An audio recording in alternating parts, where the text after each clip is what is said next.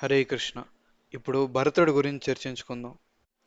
భరతుడు ఎంత గొప్పవాడంటే, ఈ కాలంలో అన్న తమ్ముళ్ళు ఎవరైనా ఆస్తి వద్దంటే ఆనందించే సోదరులు ఉన్నారు.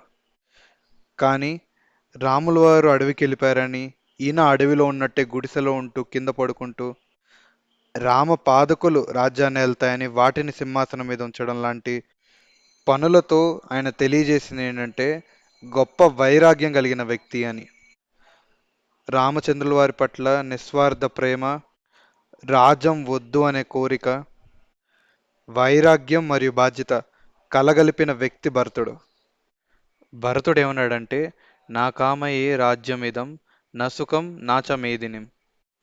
ఆయనకి రాజ్యం వద్దు, భోగభాగ్యాలు వద్దు, ఈ భూమి మీద ఏది వద్దు అంటున్నాడు. తర్వాత యావత్ న రమం ద్రక్ష్యామి లక్ష్మణం వా మహాబలం సీతం వా వరవార్ణీనం నమే శాంతిర్భవిష్యతి. రామ లక్ష్మణ సీతామాతలను చూడకపోతే ఆయనకి శాంతే లేదంటున్నాడు. తర్వాత ఏమంటున్నాడంటే, యతో పాదుక రామస్య రాజ్యం ధారయతయా మమ యథాయో శాసనం సర్వం కరిష్యామి న సంశయ.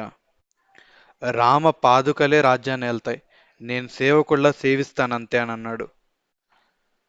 నిస్వార్థ భక్తి రాముడి పట్ల, రాజ్యం పట్ల వైరాగ్యం, వినయం మరియు విధేయత, దాస్య భావన, ఇది భరతుడి యొక్క లక్షణాలు. నిజమైన భక్తి అంటే భగవంతుడి నుంచి అన్నీ కావాలని కోరుకోవడం కాదు, అన్నీ మన దగ్గర ఉన్నప్పుడు అన్నిటిని ఆయనకు అర్పించడమే నిజమైన భక్తి. అది భరతుడు చేసి చూపించాడు. హరే కృష్ణ.